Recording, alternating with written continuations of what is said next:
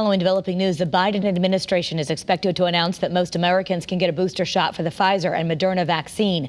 The federal government last week approved booster shots for some people with compromised immune systems. That would extend now to cover more people. Channel 3 Eyewitness News reporter Mike Savino is live from our newsroom with more.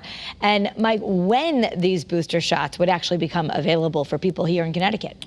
Well, Kara, it's likely that this wouldn't still be for a month or so away. A broader use of these booster shots would still need the same approvals from the FDA and the CDC that we saw last week when it comes to booster shots for the immunocompromised. But I talked with one doctor today about this rollout, and he said it's also likely we'll follow a similar rollout for booster shots that we saw with the initial vaccine shots, meaning people who got their shots first earlier this year will be first in line for these booster shots. And there's two reasons for that. One is that these are healthcare workers and the elderly we're talking about, people who are at more risk of spreading or dying from COVID. So once we get through the immunocompromised, we want to target these people. But these are also the people who've had the vaccine the longest. And studies are finding that antibodies that you build up after getting your vaccine shots wear off after 6 to 8 months. So if you're just getting fully vaccinated, you shouldn't need this booster shot for a while. But with this highly contagious Delta variant now driving another surge here in Connecticut and around the country, doctors want to make sure that people who got their shots a while ago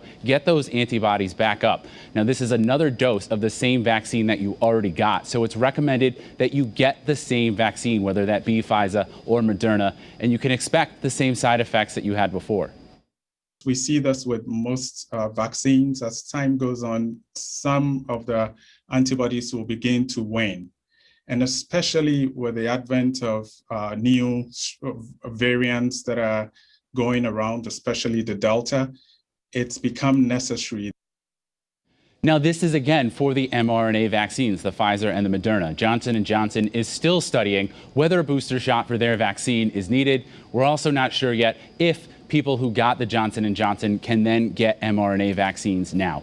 Live from the newsroom, Mike Savino, Channel 3 Eyewitness News.